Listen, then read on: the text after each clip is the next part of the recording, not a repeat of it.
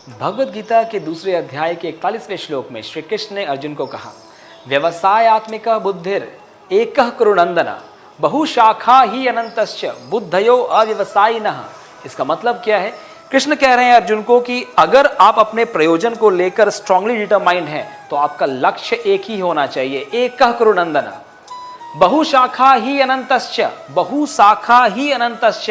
अगर आप अपने इंटेलिजेंस को सेवरल ब्रांचेस में डिवाइड कर चुके हैं, अगर आपका इंटेलिजेंस सिंगल पॉइंटेड नहीं है तो आप अपने गोल को अचीव नहीं कर सकते।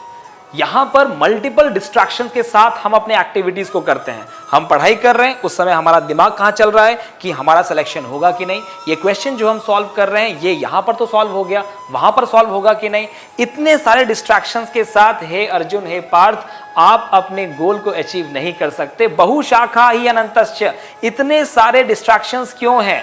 इतने सारे ब्रांचेस में आपने अपने इंटेलिजेंस को क्यों डिवाइड किया है?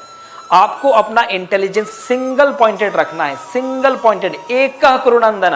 आपको अपने माइंड को ट्रेन करना पड़ेगा ताकि वो फोकस्ड रहे, क्योंकि जब जब माइंड किसी एक एक्टिविटी को परफॉर्म करता है उस समय मल्टीपल थॉट्स स्ट्राइक कर रहे होते हैं। और हमें अपने टारगेट को अगर अचीव करना है तो हमारा इंटेलिजेंस कैसा होना चाहिए?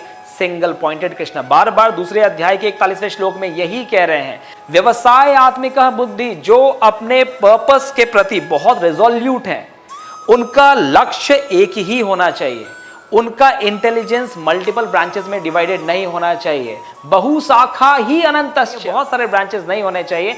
आपका कंसंट्रेशन स्ट्रांग होना चाहिए और उसके लिए माइंड को ट्रेन कीजिए, भगवद गीता के श्लोकों का अध्ययन कीजिए और under the guidance of Bhagavad Gita you can train your mind, you can focus your mind and mind you, your mind is the strongest tool against your enemies. आपका दुर्योधन आपके सामने नहीं है, आपका दुर्योधन आपके अंदर है, आपका दुर्योधन आपके मन के अंदर है, आपके माइंड में विराजमान है, क्योंकि वही डिस्ट्रैक्शंस लेकर आता है, वही मल्टीपल थॉट्स लेकर आता है। और इतने सारे थॉट्स के साथ आपको क्या सामना करना पड़ता है? Anxiety, fearfulness, distractions, attachments.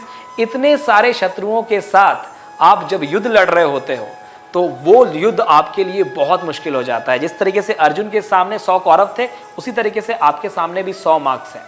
और उस 100 मार्क्स को अगर आपको अचीव करना है तो आपको माइंड को फोकस रखना पड़ेगा। एकः कुरुनंदन, लक्ष्य एक रखो। अगर आपको अपने गोल को अचीव करना है, अपने टाइम को ऑप्टिमाइज करना है, इफेक्टिवनेस बढ़ाना है, तो माइंड को फोकस रखना है।